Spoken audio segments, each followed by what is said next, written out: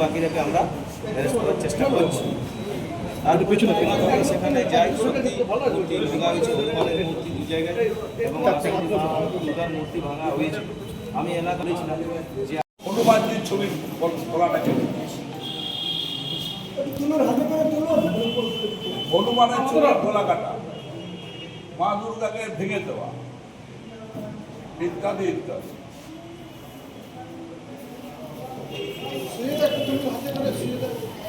দেখুন, আমাদের এলাকা তো খুব পিসফুল এলাকা, শান্তিপ্রিয় এলাকা।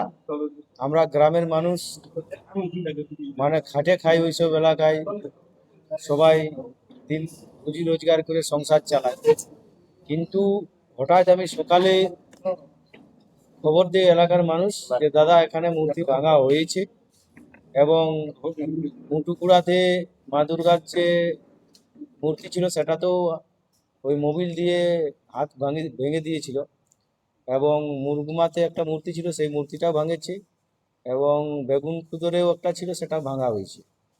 তো সকালে যখন আমার এলাকার মানুষ ফোন করে তখন আমি বললাম যে ঠিক আছে, আমি ভাঙা হয়েছে সেটা আমি দেখছি, প্রশাসনকে খবর দিচ্ছি।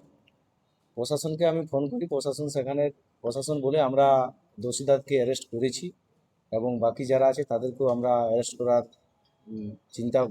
করার জন্য আমরা তদন্ত চালাচ্ছি।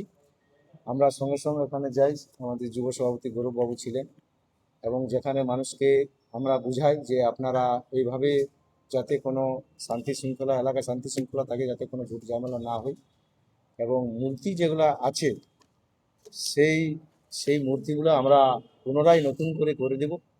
তার জন্য আমরা অলরেডি মূর্তি আজকে সন্ধ্যায় আমরা পাঠিয়েছি মূর্তি এবং সেখানে নতুনভাবে বসেছি। আমরা বলবো এলাকা যে রামনবমী আসছে, পূজা করুন এবং আমরাও আপনাদের সাথে আসি এবং এলাকা যাতে শান্তি শৃঙ্খলাভাবে থাকে, কোনো আমরা প্ররোচনায় পা দিব না।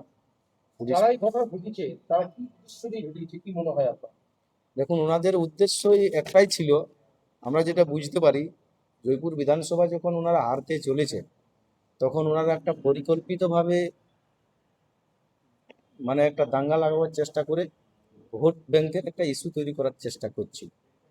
এটা যখন বুঝতে পারে এলাকার মানুষ বা আমাদের কর্মীরা যে দাদা এরা এই পরিকল্পনাভাবে এভাবে করছে, যে সমস্ত যারাই ধরা খেয়েছে ওনারা কিন্তু বিজেপির কেউ অ্যাক্টিভ কর্মী, বিজেপির কেউ প্রাক্তন বুথ সভাপতি আছে, মানে বিজেপির ওনারা কর্মী, দাদা এরা বিজেপির লোক।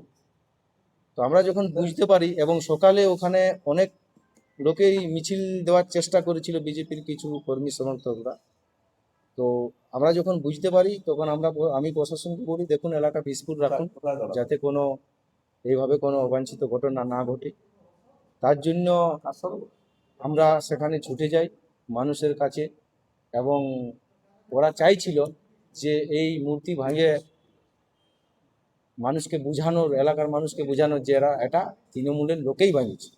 এটা যদি আমরা না বুঝতে পারছি, কিন্তু ওনারা তৃণমূলের তৃণমূলের দোষ মানে যে দোষ ছিল সেই দোষটা তৃণমূলের ঘাড়ে চাপাই দিত আর সেটা ভোট ব্যাংকে প্রভাব ফেলার একটা মানে কৌশল চালাচ্ছিল, সেই কৌশলটা মানুষ ধরে ফেলেছে।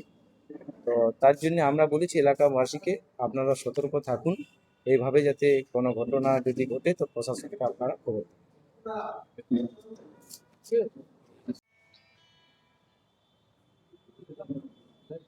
আমি আজকে জেলা সভাপতি এবং জেলার আমাদের যে দলের চেয়ারম্যান তার অ্যাবসেন্সে একজন সিনিয়র নেতা হিসাবে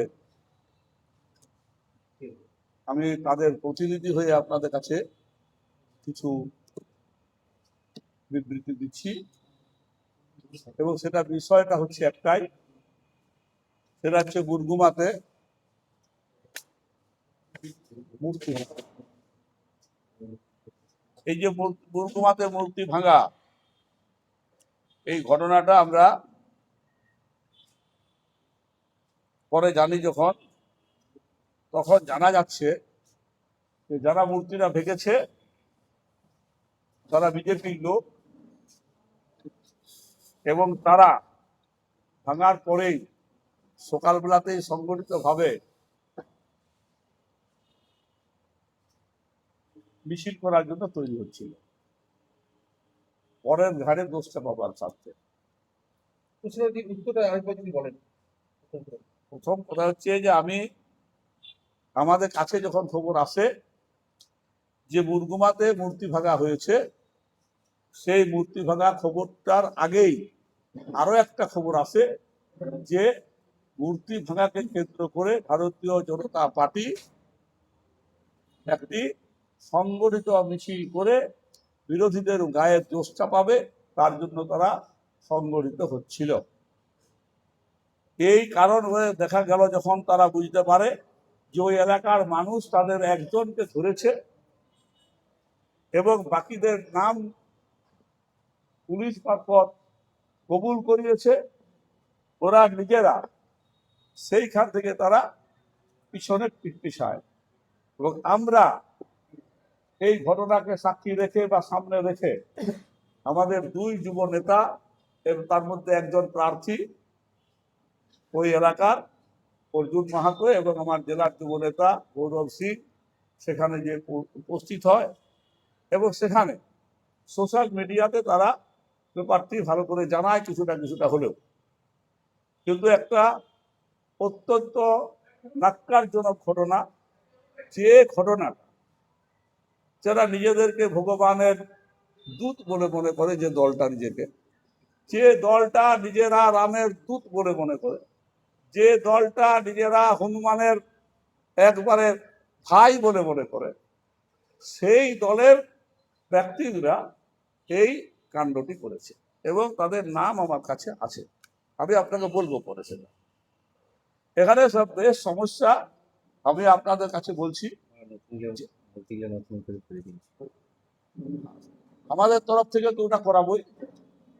যে মূর্তি ভাঙা হয়েছে তার দায়টা করে দেওয়ার দায়টা জনসাধারণের কাছে দায়বদ্ধতা হিসাবে তৃণমূল কংগ্রেসের দায় আছে এবং তারা করবে এবং করবো, এবং যেটা হয়েওছে কিছু এবং হচ্ছে।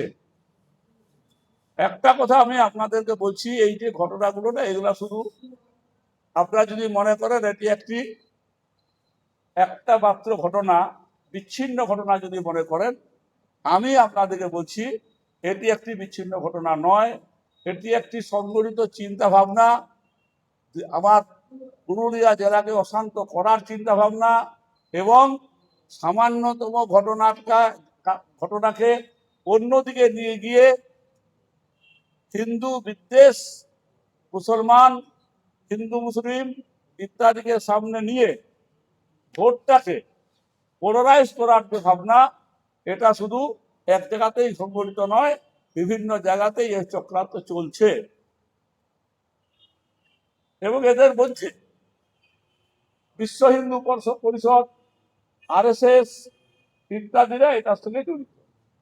তারা পরিবর্তিত পরিস্থিতিতে তাদেরকে পরিষ্কার দেখা যাচ্ছে যে মাননীয় শুভেন্দু অধিকারীর পাশে তারা ঘুরছে, তাদের ছবিও আমাদের কাছে সেটা আছে বা আপনারা পেয়েও যাবেন, পুলিশ বললেই বের করে দেবে।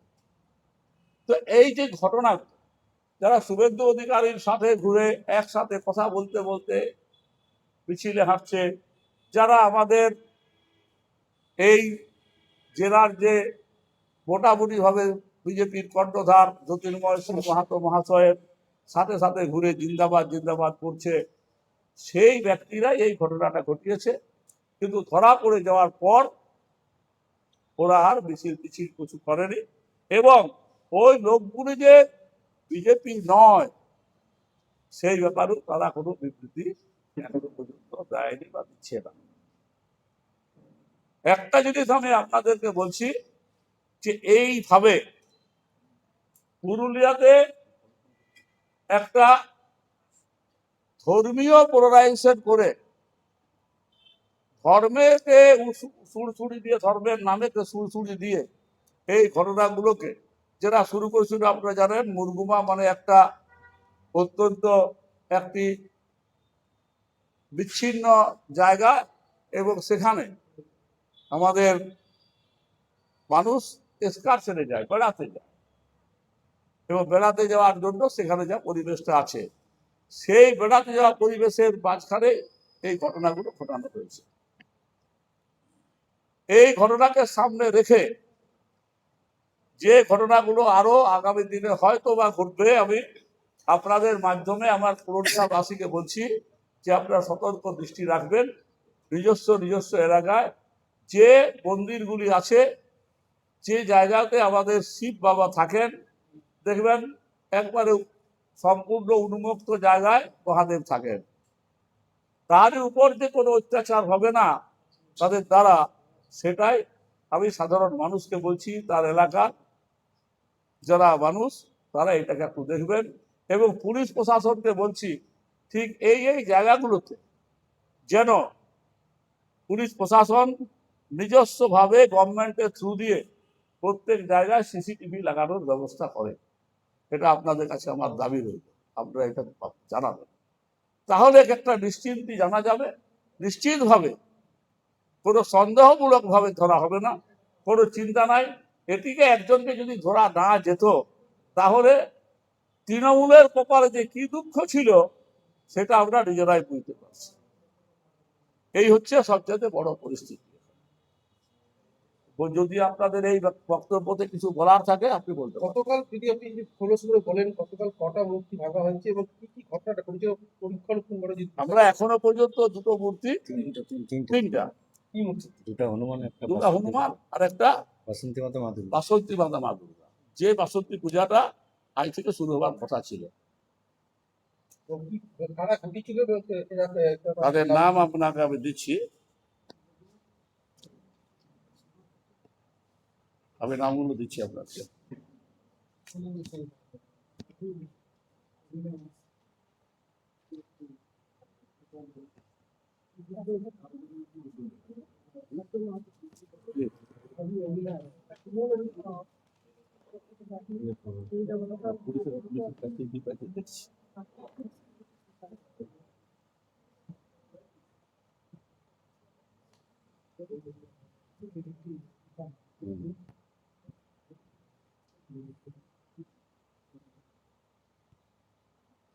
একটা হচ্ছে কিরিটি,